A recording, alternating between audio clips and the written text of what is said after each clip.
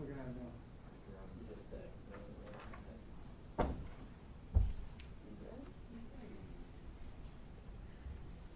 Just six over 10.1.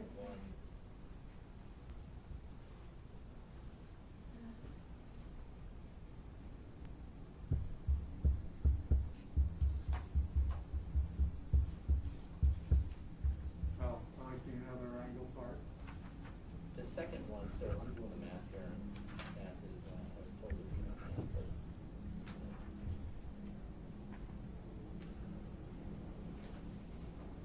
19% increase from the previous 7 days.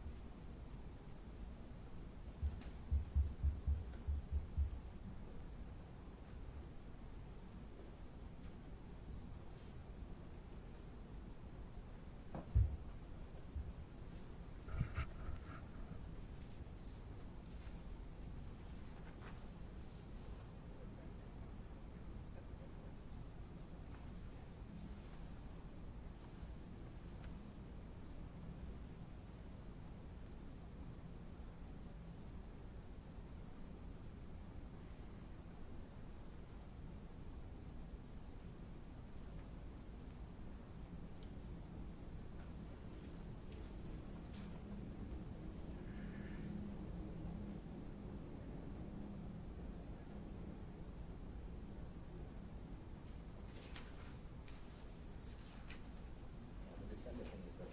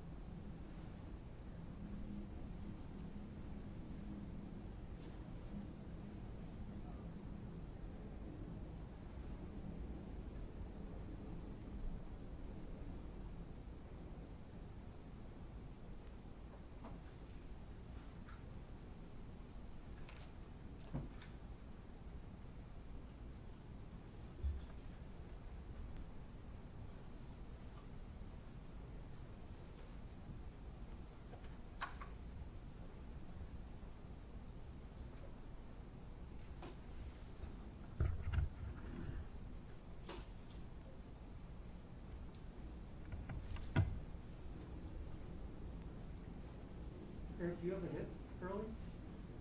Fair. Do you have a hit No, early? well, almost.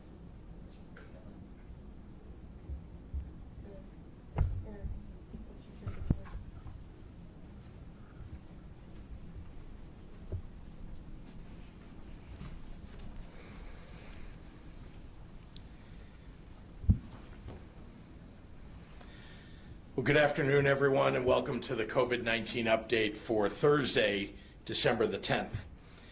Before we begin, I want to wish all who celebrate the Festival of Lights a happy first night of Hanukkah. As with so many other religious and cultural traditions, in Judaism, this holiday season is a time for hope and for warmth and for giving. It's a holiday that celebrates a miracle, and it encourages sharing hope and faith with others, knowing that our candle will never dim when we protect our neighbors from being left in the dark. Those lessons ring true in these difficult times for people of every faith. And throughout this pandemic, I've been exceptionally moved by all the ways in which I've seen Illinoisans share the light wherever they can. And I'm very certain that we'll come out of this on the other side stronger for it. I'm very pleased to offer a warm welcome home to the 150 soldiers of the Illinois National Guard's 105th Chemical Company, who have spent the majority of the last year serving in the Middle East. Their normal work, which includes protecting our forces and, of course, the nation from chemical, biological, and nuclear threats. But in this pandemic, their jobs also have included COVID-19 decontamination work, and I am so grateful for all of their service, both overseas and here at home. As we fight through the devastating economic effects of COVID, I want to make sure that everybody knows that we have financial support available for small businesses that have suffered during this pandemic. Applications for our Illinois Small Business Assistance Program, the Business Interruption Grants, will close at 5 p.m. Tuesday, December the 15th, and that's just 5 days away. Since we launched the BIG program in June, making $540 million available to small businesses, with $270 million reserved for child care businesses specifically, we've seen an enormous response, which speaks to the challenges that are faced by so many of our small businesses. For the $270 million devoted to all small businesses, to date, our Department of Commerce and Economic Opportunity has so far paid out more than $168 million to over 6,300 small businesses spanning over 500 cities around the state of Illinois. More funding remains, and we expect to continue issuing grants through the end of the year until the full $270 million of allocation is exhausted. Special consideration is given to businesses in heavily impacted industries, businesses located in areas hard hit by the pandemic, especially those in downstate communities, businesses with annual revenues of $5 million or less, and businesses that have not received other forms of emergency assistance like PPP. The BIG program provides grants ranging from $5,000 to $150,000, with an average grant size to date of $25,000. Grant funds may be used toward operational expenses, including PPE, rent and utilities, payroll, and more. Really, any of the costs associated with keeping the businesses running, and which have been made all the more difficult because of the pandemic. If you own a small business, or you know someone who does, make sure that they take the time to submit an application if they qualify. DCEO and its outreach partners can provide technical assistance to walk you through the application process if you need it. For more information, visit illinois.gov/DCEO. And because communities, like businesses all across our state, continue to battle the economic impact of COVID-19, I want to remind folks that our local cure program supporting local governments is also ongoing. To date, nearly $147 million has been paid out or is already on its way for payment, supporting 688 cities, towns, counties, health departments, with funds to offset some of the enormous costs incurred during the COVID-19 emergency response. However, hundreds of local governments have yet to take steps they need to register for this program. And we encourage them to do so soon, so that together we can ensure that no federal dollars are left on the table and that every community has access to economic support. At the beginning of the week, I said that I was hopeful that some of the recent early improvement in our COVID leading indicators will continue. And I'm glad to say that we have yet to see a reversal in our progress that would dash that hope. Though again, we are not out of the Thanksgiving surge period yet. We unfortunately still have hundreds more Illinoisans in the hospital fighting COVID-19 than we did at our spring peak. But we're also hundreds below our overall pandemic record to date of November 25th. And remember, these are all on 7-day rolling average bases to account for single-day anomalies. All that said, I cannot overstate how preliminary this progress is. We are at a time of year when traditional gatherings are usually abundant, and because of the severity of this pandemic, it's really never been more important not to do so. So mask up, keep your distance, and plan smaller, more intimate holidays this year with members of your household. It's the best thing that we can do to show each other that we care during this unusual holiday season. Thank you, and with that, I'd like to turn it over to Dr. Ngozi Ezike.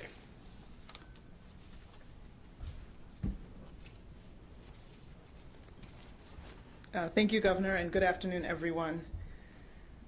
We are learning more every day about vaccines for COVID-19, including information that will be coming out from the FDA about the emergency use authorization for the Pfizer vaccine maybe momentarily. I know that there's concern about the COVID vaccine. As the public health leader for the state of Illinois, I want people to know that I will be getting the vaccine when it's my turn and when it's available and after approval by the FDA and recommendations by the Advisory Committee on Immunization Practices. I do trust in vaccines. I trust in the development and approval system that has been created in this country. And from what is known, the safety and the efficacy of the vaccine has been evaluated appropriately. As a physician, I would recommend that unless you have a direct medical contraindication, if it is approved by our FDA, that you get vaccinated. I encourage people to learn for themselves from medical research experts about the vaccine and be able to discern the myths from truths. There is a lot of misinformation, so please obtain credible medical research expert information as opposed to just social media myths that are going around. Only when people adjust their personal behaviors with the mask and the distancing and the avoidance of gatherings combined with the vaccination will we get to end this pandemic and get to our normal way of living.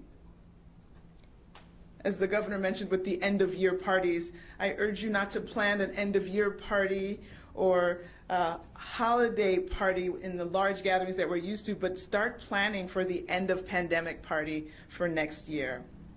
Today, we are reporting 11,101 individuals who were newly diagnosed with COVID-19 for a total of 823,531 total individuals with COVID-19 in Illinois. Unfortunately, we also have report of 196 individuals who lost their battle with COVID, bringing the total number of individuals who have been lost to COVID in Illinois to 13,861. In the hospital overnight with COVID were 5,138 individuals, 1,081 patients were in the ICU, and 606 patients were on ventilators. In the last 24 hours, more than 114,000 tests have been reported for a total of almost 11.5 million tests. While it will take many months for the vaccine to be widely available, please see with me that the finish line is in sight. We've come very far. Let's keep going and let's get everybody to the end of this marathon and get back to normal altogether. Thank you. And now the comments in Spanish. Hola a todos y buenas tardes.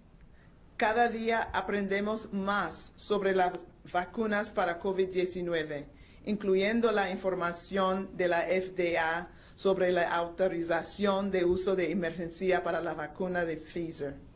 Sé que existe preocupación por la vacuna, pero como líder de salud pública del estado de Illinois, quiero que la gente sepa que yo voy a recibir la vacuna cuando esté disponible y sea elegible. Confío en el sistema de desarrollo y aprobación de vacunas que hemos creado en este país y que la seguridad y eficacia de la vacuna es una prioridad. Animo a las personas a que lean los hechos científicos sobre la vacuna y combatan los rumores y la desinformación que ya está circulando. Solo si las personas se vacunan, además sus comportamientos, usar una máscara, evitar reuniones y mantener la distancia, pondremos fin a esta pandemia. Hoy informamos 11,101 personas recién diagnosticadas con COVID-19 para un total de más de 823,000 casos. Desafortunadamente hay 196 muertes. Eso eleva el número de vidas perdidas en Illinois a más de 13,800. 5,138 personas estaban en el hospital durante la noche con COVID-19. 1,081 pacientes estaban en la unidad de cuidados intensivos y 606 pacientes estaban en ventiladores. En las últimas 24 horas se han reportado más de 114,000 pruebas para un total de más de 11.5 millones de pruebas aquí en Illinois. Se necesitarán muchos meses para que la vacuna esté ampliamente disponible. La línea de meta está a la vista. Hemos llegado ya a este punto, pero tenemos que seguir para terminar con este maratón. Muchísimas gracias para su apoyo. And with that, I'll turn it over to Governor Pritzker.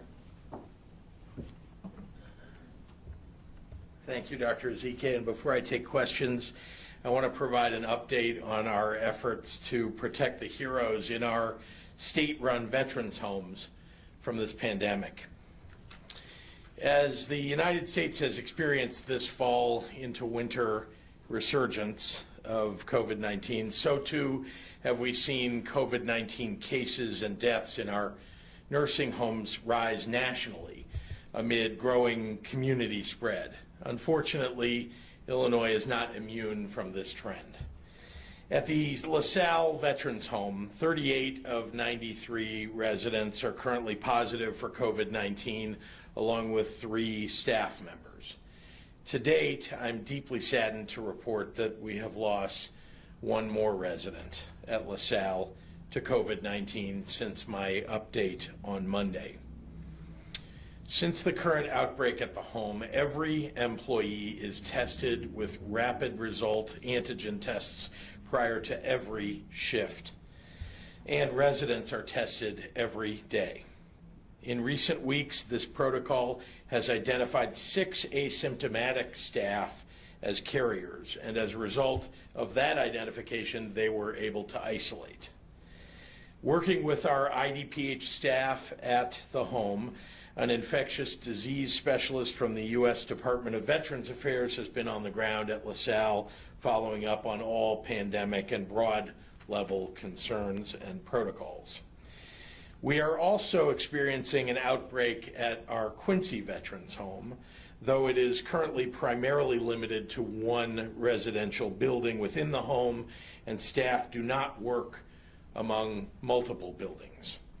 DPH staff, as well as a federal DVA specialist, have been on site in recent days. The Quincy complex has 6 separate buildings home to residents, with anywhere from 2 to 5 units per building. At Quincy, 32 of 293 residents have tested positive for COVID-19, along with 22 staff members testing positive. Staff and residents in 2 of the buildings are tested daily, with rapid tests conducted on all staff at all shift changes. The other 4 buildings, which are separate and do not share staff, are being tested twice weekly. Of our remaining veterans' homes, Manteno in Kankakee County has 3 of 169 residents and 4 staff who are currently positive for COVID-19. The 2 remaining facilities, Anna in Union County and Prince, the additional site on the Manteno campus, have both had 0 residents and 0 staff receive a positive result in their most recent tests. Early in March, the Illinois Department of Veterans Affairs restricted visitors at all homes outside of required personnel, home employees, healthcare professionals, as well as CDC and IDPH staff. Staff have been provided with full PPE and trained on how to wear it for maximum safety since the very start of the pandemic, and numerous additional protocols aimed at reducing the potential for an outbreak have been implemented, such as an increase in testing. When regional positivity rises, as it has statewide this fall, testing is necessary. We also have the Illinois National Guard on the ground assisting efforts at LaSalle, with their arrival at Quincy and Manteno set for Monday, providing staff support for screening and handling testing, data tracking, so that medical staff can focus on direct patient support. 2 days ago, I was asked here about National Guard being deployed to our homes, and I dismissed it as a rumor. In retrospect, I had directed every member of my administration to move quickly to respond with every available resource to assist IDVA, and National Guard was asked to be of assistance before I was made aware. That's a good thing. I want my administration to be nimble and responsive, but I want to apologize for being dismissive when I was asked about it.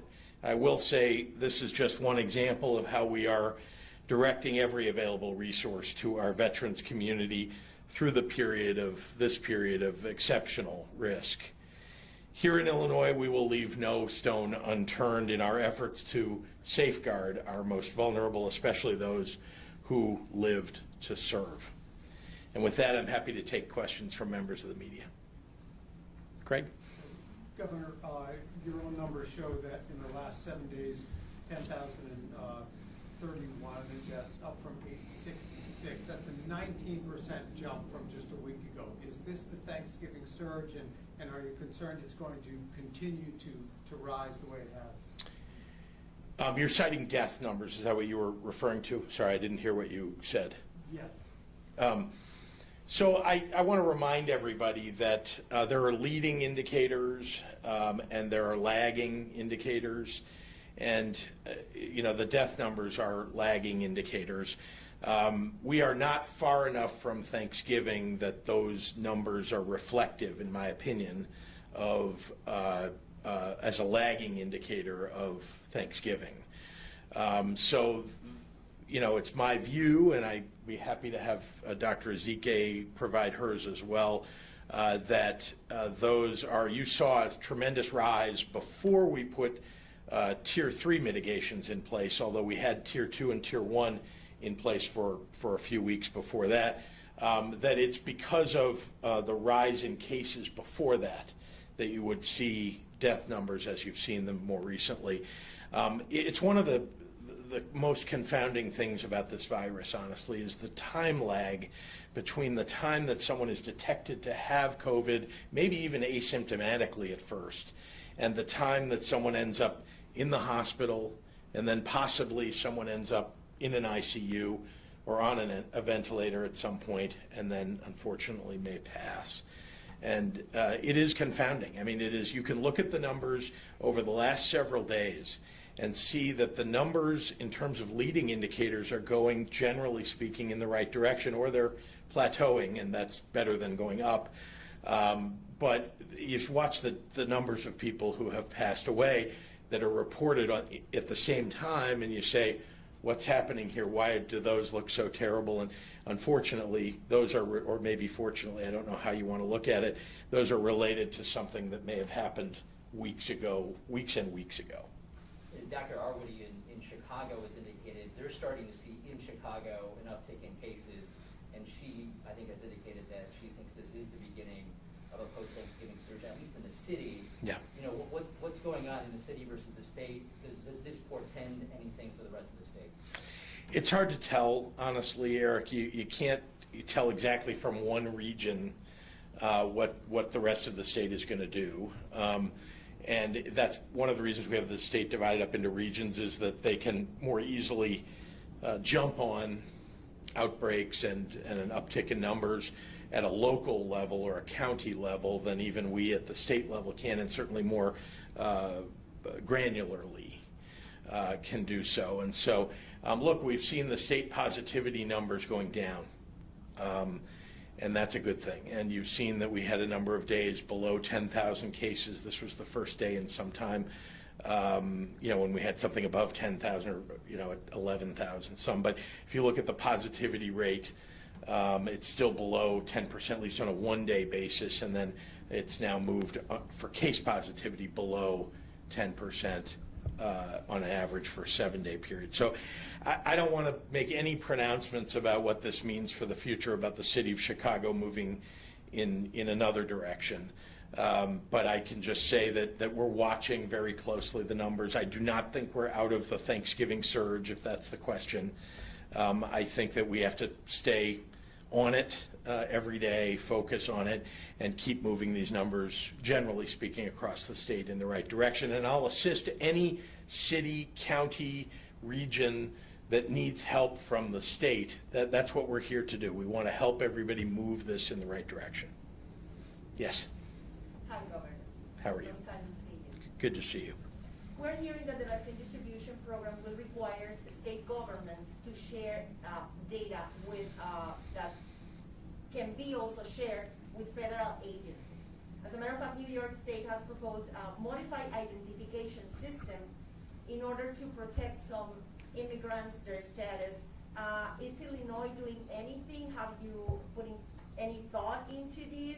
And can you ensure our immigrant community that their private information will fall into the hands of DHS or ICE for what matters? Dr. Thank you, Dr. Yeah.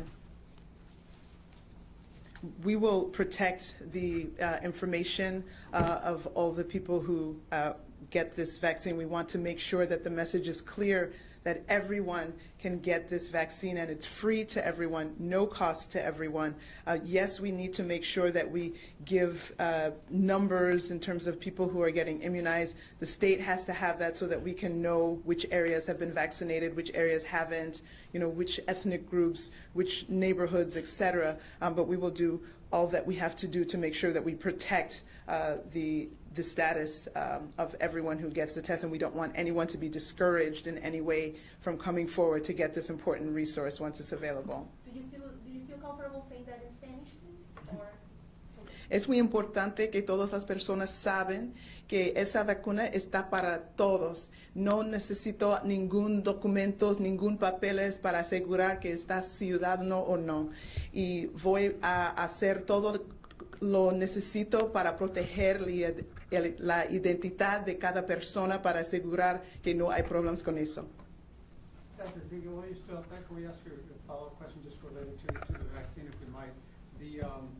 We're hearing people having allergic reactions and other things as Britons and others who are starting before us. Things come out. Do you have concern that there could be a growing lack of buy-in for people to get the vaccine? I think there's going to be a different situation for each person. Just as, any kind of decision that has to be made, there are a lot of internal thoughts and factors that have to be weighed in, depending on what your experience has been with health or public health. You may be coming to this from a different perspective. I think many people, I think more people than not, are interested in getting this vaccine. And the job of the public health department of the government is to ensure that everyone has the adequate information with which to make the best choice for themselves and their families. So it's not going to be about coercing anyone. It's about communicating with everyone, making sure they have the right facts to make the best decision. We can't assume that every single person will want the vaccine for any number of reasons, but we have the expectation that we will be able to have accurate information available to everyone to make the best decision possible. We'll do one more in the room and then we'll go online. Regarding vaccines, we've talked to a couple local public health departments. They're setting up websites for people to register, to get text messages, to list their comorbidities, to say, yes, I am an essential worker or not. But what about those folks who may not have access to the technology or not tech savvy, may not even have a regular medical provider? How do you keep those folks from falling through the cracks? Right, so that's why the effort when we have a vaccine that's more readily available to everyone will involve many different sectors of the community. We already know that for some of the people that you're referring to, FQHCs are a wonderful setting. They see people regardless of their ability to pay. Everything is scaled from no pay at all to whatever might be the appropriate payment. So that is going to be a big partner going forward. But we also are going to be having mass vaccination drives in parking lots, in malls. We're going to use our community-based testing sites to try to, as well as testing, be able to have a line where you can have vaccination once it's readily available and you don't have to sort out if you are of this priority group or not. So it's going to take all hands on deck, getting as many providers as possible to make sure that there aren't groups that are left out. And that's why at the state level, with our registry system and the requirement that every dose has to be logged in, we will be able to see if there are communities or pockets that aren't having that same uptake. And then we can look, because sometimes it might be that it was available, but people didn't want it, and then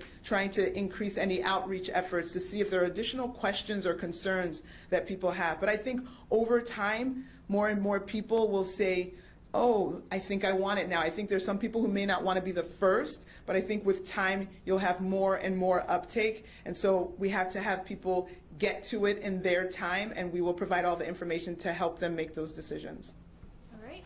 Jim Haggerty at the Rockford Advocate. Governor, Illinois Representative Joe Sosnowski is again calling on you to lift restrictions on bars and restaurants, claiming they are not the culprits for the current surge. Can you comment on that and what you said yesterday regarding airborne transmission? Well, I can appreciate, I know that Representative Sosnowski all along has not believed that bars and restaurants have anything to do with transmitting or amplifying the disease, but he's wrong. And medical studies, medical doctors, epidemiologists, experts on infectious diseases all have nearly universally said that bars and restaurants are places, because people are not wearing masks for lengthy periods of time, because they tend to be indoors for lengthy periods of time, that those are places that can be dangerous for people. And so, again, I would be happy to resend to Representative Sosnowski the studies that have been done by all of the reputable scientific institutions that have done these, and they are reputable. These are international and national institutions. Not to mention, I might add, many, many states around the country who have now closed indoor service to bars and restaurants because they have had record surges of COVID-19, and that has helped them to tame those numbers. John O'Connor at the AP. Is it true that counties without hospitals are donating their vaccine doses to their regional hubs so that the regional hub staff are a part of the first wave? How many counties and how many vaccines? There were 7 or 8 counties that were initially slotted for that initial allocation that don't have an actual hospital in their county. Sorry. And so we have reached out to every single one of those counties to work on the appropriate reallocation of that vaccine, whether it's to the hospital that those residents of that county would seek their care at, or the regional hub, and to ensure that all the regional hubs get some vaccine to start the process. So yes, we have identified when we made the list that absolutely some counties don't have a hospital, but they have had people with COVID and people who died with COVID. So those people are getting care somewhere, and so we will still get those healthcare workers immunized. But sorry, I just want to make clear, though, that you remember that long-term care facilities also will be receiving very early doses of the vaccine, and those will go directly, whether it's in a county that was named or one of those 7 or so counties or not, those will go directly to those long-term care facilities, nursing homes, and people will be vaccinated there, including staff. Dave McKinney at WBEZ. Realizing Mike Madigan's fate as Speaker still rests with House Democrats, Governor Pritzker, could you tell us your own sense about what Madigan's legacy will be on Illinois politics, the Democratic Party here, and the state's overall ethical climate? Well, I think that will ultimately be a decision made by historians. There are a lot of decades to cover of leadership in the role of the Speaker, and so that's very hard in the near term circumstance to look at what the Speaker's legacy might be. But there's a lot to examine. Certainly, anybody who was Speaker of the House now, who was at the 1970 Constitutional Convention, there's a lot that's occurred in those 50 years. Shruti at Bloomberg, what phase do people who have already had COVID-19 fit into for Illinois' vaccine distribution plan? Will they be in later phases or at the end? No, they're not segregated out of the phases. The definitions that ACIP has laid out include, consider people who have had COVID before, but happy to have Dr. Ezike elaborate.